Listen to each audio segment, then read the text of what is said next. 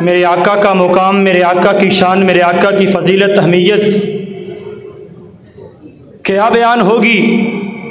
میں نے آقا علیہ السلام کی امامت کو دیکھا، آقا علیہ السلام کی خطابت کو دیکھا، آقا کی امانت کو دیکھا، آقا کی دیانت کو دیکھا، میں نے نبی علیہ السلام کی صداقت کو دیکھا، شرافت کو دیکھا، شجاعت کو دیکھا، سخاوت کو دیکھا، میں نے نبی معظم صلی اللہ علیہ وآلہ وسلم کی امارت کو دیکھا، قیادت کو دیکھا، سیادت کو دیکھا، سیاست کو دیکھا، میں نے آقا علیہ السلام کی خلافت کو دیکھا، میں نے آقا علیہ السلام کی کرامت کو دیکھا، میں نے آقا علیہ السلام کی ثقافت کو دیکھا، میں نے آقا علیہ السلام کی ذہانت کو دیکھا، میں نے آقا علیہ السلام کی فطانت کو دیکھا، میں نے آقا علیہ السلام کی بلاغت کو دیکھا، میں نے آقا کی فصاحت کو دیکھا، آقا کی قرات کو دیکھا، میں نے آقا کی امامت کو دیکھا، میں نے آقا کے یاروں کو دیکھا، اغیاروں کو دیکھا، آقا کے جمال کو دیکھا، کمال کو دیکھا، اخلاق کو دیکھا، کردار کو دیکھا، گفتار کو دیکھا، میں نے نبی علیہ السلام کے لیل و نہار کو دیکھا، خلوت کو دیکھا، جلوت کو دیکھا، آقا کی اہمیت کو دیکھا، فضیلت کو دیکھا، عظمت کو دیکھا، مرتبت کو دیکھا، حکومت کو دیکھا، حکمت کو دیکھا، میں نے آقا کو اپنوں کی نظر سے دیکھا، غیروں کی نظر سے دیکھا، میں نے آقا کو یاروں کی نظر سے دیکھا، اغیاروں کی نظر سے دیکھا، دوستوں کی نظر سے دیکھا، دشمنوں کی نظر سے دیکھا، میں نے آقا کو جس بھی نظر سے دیکھا، جس بھی نظریے سے دیکھا، جس بھی زاویے سے دیکھا، جس بھی کسوٹی پہ دیکھا، میرا آقا اسی نظر سے، اسی نظریے سے، اسی زاویے پر، اسی کسوٹی پر اعلیٰ نظر آتا ہے، اعلیٰ نظر آتا ہے، دنیا کائنات کی تمام ہستیوں سے بلند و بالا نظر آتا ہے۔ تشریف لاتے ہیں تلاوت کے لیے محترم جناب قاری ابو العباس صاحب، فضیلت الشیخ قاری ابو العباس صاحب۔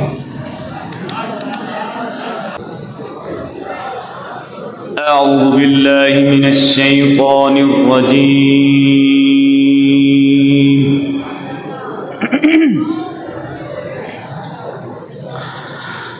بسم اللہ الرحمن الرحیم۔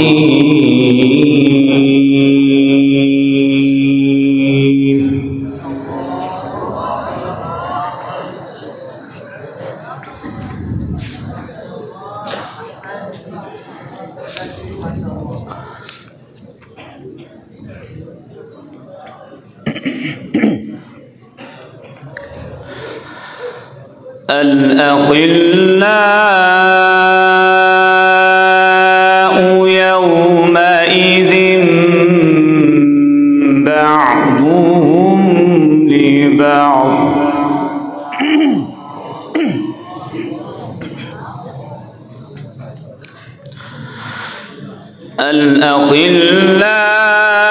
الأخلاء يومئذ بعضهم لبعض عدو إلا المتقين۔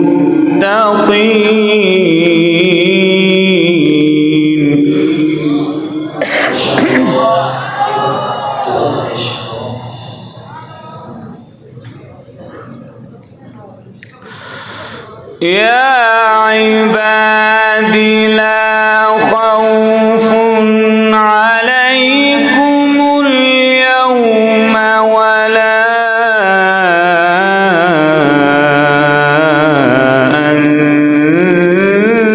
أنتم تحزنون۔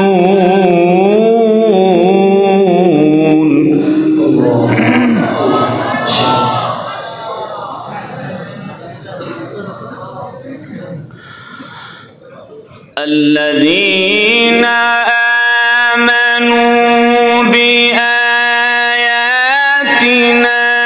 وكانوا مسلمين۔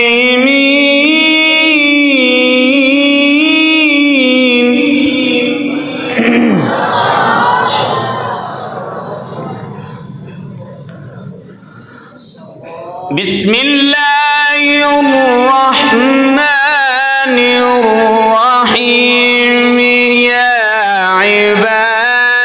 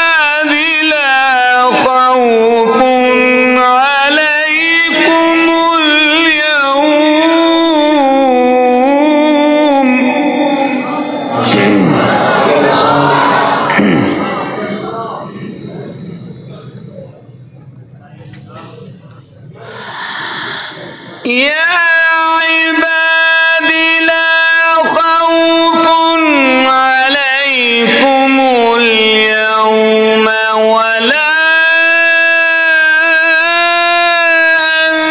أنتم تحزنون الذين آمنوا بآياتنا وكانوا مسلمين.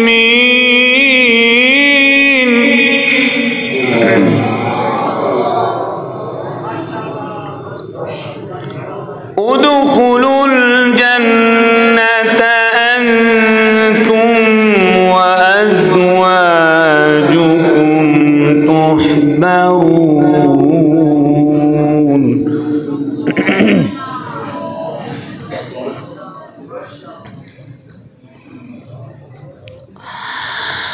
يطاف عليهم بصحاف من ذهب وأكواب وفيها ما تشتهيه الأنفس وتلذ الأعين وأنتم فيها خالدون.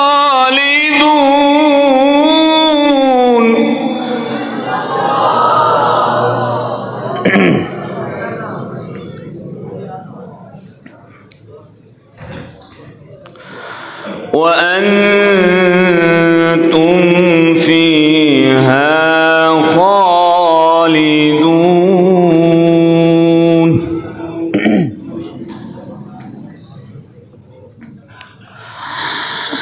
يطاف عليهم بصحاف من ذهب وأكواب وفيها ما تشتهيه الأنفس وتلذ الأعين وأنتم فيها خالدون.